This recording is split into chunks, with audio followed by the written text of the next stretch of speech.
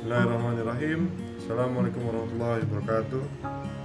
Nama saya Muhammad Syarif Kusumojati, mahasiswa UIN Syarif Hidayatullah dengan akhiran NIM 007 dari program studi Hukum Tata Negara, ingin membahas tentang biografi Imam Abu Hanifah dan perkembangan. Abu Hanifah dilahirkan pada tahun 80 Hijriah 696 Masehi dan meninggal di Kufah pada tahun 150 Hijriah 767 Masehi.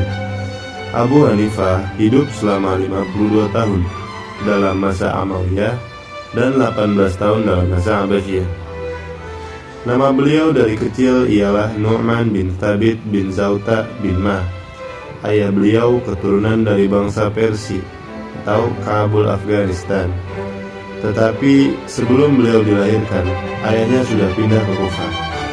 Oleh karena itu, beliau bukan keturunan bangsa Arab asli, tetapi dari bangsa Ajam atau bangsa selain bangsa Arab. Dan beliau dilahirkan di tengah-tengah keluarga berbangsa Persia. Pada mulanya, Abu Hanifah adalah seorang pedagang karena ayahnya adalah seorang pedagang besar dan pernah bertemu dengan Ali bin Abi Thalib.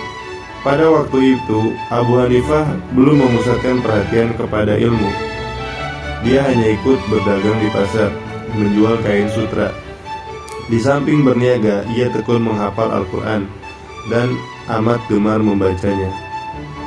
Kecerdasan otaknya menarik perhatian orang yang mengenalnya, karena Asy-Sya'bi menganjurkan supaya Ibu Hanifah mencurahkan perhatiannya kepada ilmu.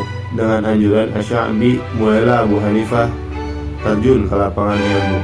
Namun demikian, Abu Hanifah tidak melepas usahanya sama sekali. Imam Abu Hanifah pada mulanya gemar belajar ilmu qiraat, hadis, nahwu, sastra, syair, teologi, dan ilmu-ilmu lainnya yang berkembang pada masa itu. Di antara ilmu-ilmu yang dicintainya adalah ilmu teologi, sehingga beliau adalah salah seorang tokoh yang terpandang dalam ilmu tersebut. Adapun guru-guru Imam Abu Hanifah ialah Abdullah bin Mas'ud, Ali bin Abi Thalib, Ibrahim an-Nakhai, Amir bin Syarahil Asy-Sya'bi, Imam Hamad bin Abu Sulaiman, Imam Atha bin Abi Rabbah, Imam Nafi' Maulana Ibnu Umar, Imam Salamah bin Khuhail, Imam Qatadah, Imam Rabi'ah bin Abdurrahman.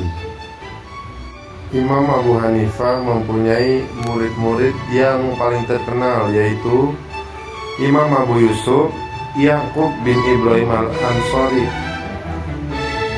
kemudian Imam Muhammad bin Hasan bin Farqad Asy-Syaibani, kemudian Imam Zafar bin Huzail bin Qais al-Kufi, kemudian Imam Hasan bin Ziyad al-Lului. Selain itu, Imam Abu Hanifah juga membuat buku-buku dan mempunyai karya-karya. Antara lain yang ditulis oleh beliau adalah Al-Faraid, yang khusus membicarakan masalah waris dan segala ketentuannya menurut hukum Islam. Kemudian 2, Asy-Syurut, yang membahas tentang perjanjian. 3, Al-Fiqh Al-Akbar, yang membahas ilmu kalam. Jumlah kitab yang ditulis oleh murid-muridnya juga cukup banyak, antara lain Al-Mabsuh, Al-Jami' As-Shaghir, Al-Jami' Al-Kabir, As-Sa'ir As-Shaghir, As-Sa'ir Al-Kabir.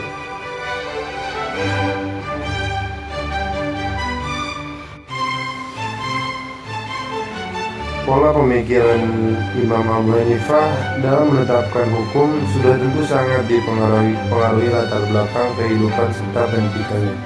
Juga tidak terlepas dari sumber hukum yang ada.